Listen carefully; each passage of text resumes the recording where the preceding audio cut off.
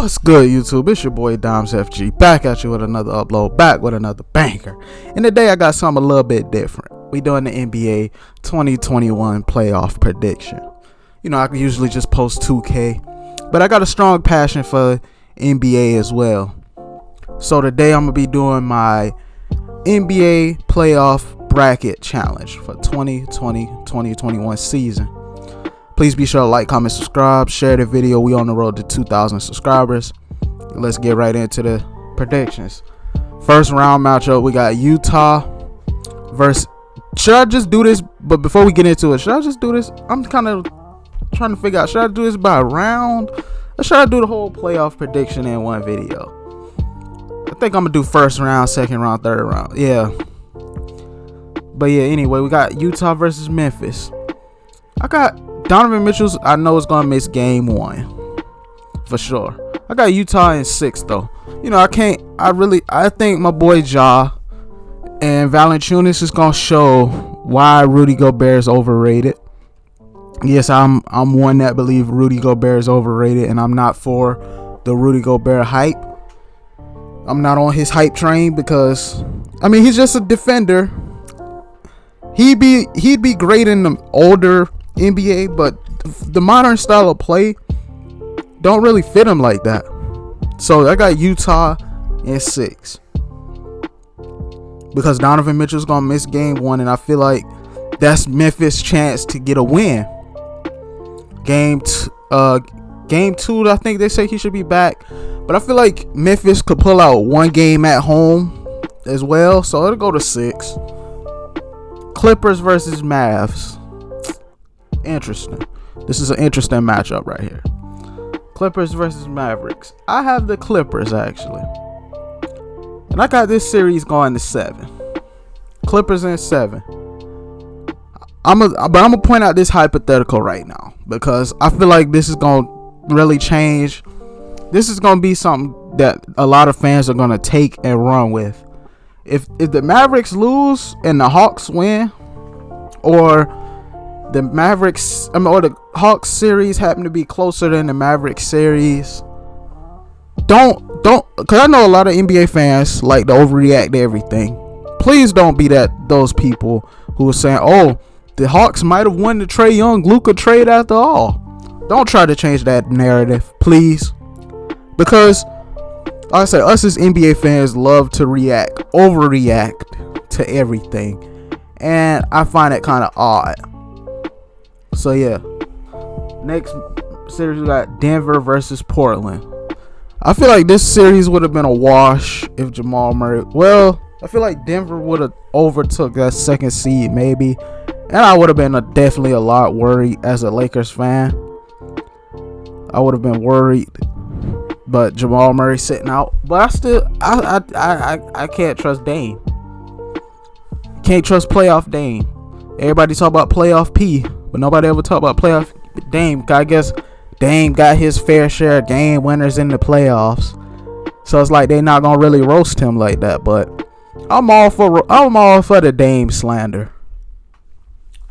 Okay, so I have the Nuggets in 6. I feel like all these first round matchups out west. Nah, actually I got them in 7. I feel like all these first round matchups out west are gonna be good.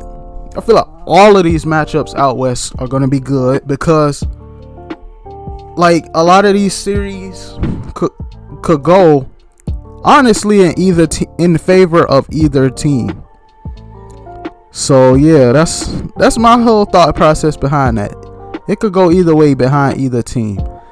It would have been nice to have like people on here with me doing this stuff instead of me up here by myself. But next series I have the Suns versus Lakers.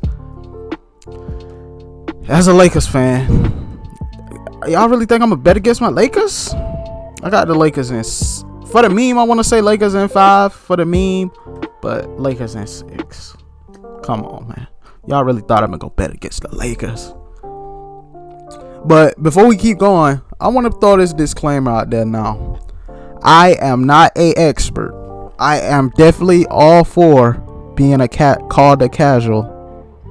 I am all for being called the casual because I am no expert if I'm wrong and this video aged poorly, my bad. Okay? My bad. Because if this video happens to age poorly, just know I'm not an expert. But if the video ages well, I'll take being called an expert. Now we're gonna get to the Eastern Conference side of things. Got the Sixers versus Wizards. Got Sixers in 4. See, here's the thing. Yesterday's game between the Sixers and Washington was kind of close. Yeah, we can agree. The game was close. But you may say, oh, so that mean they might pull one out then, right? No, because for me, I say yesterday was the Wizards' chance to win. I don't feel like no game from here on out in this series is going to be close. I don't know if I'm too high on the 76ers like everybody is every year, but I just feel like yesterday was their chance to win and they didn't pull it out. So I just don't think another game's going to be that close. I got Hawks versus Knicks. I still got the Hawks, but I got the series in 6. But I feel like it's going to be a close 6. Every game is going to come down to the wire like yesterday's game. Every game is going to be like that. It may be Knicks in 7 or Hawks in 7. Who knows? But I got the Knicks in. I'm going to stick with my guns and say the Knicks in 6. Because that was my original thought. Milwaukee versus Miami.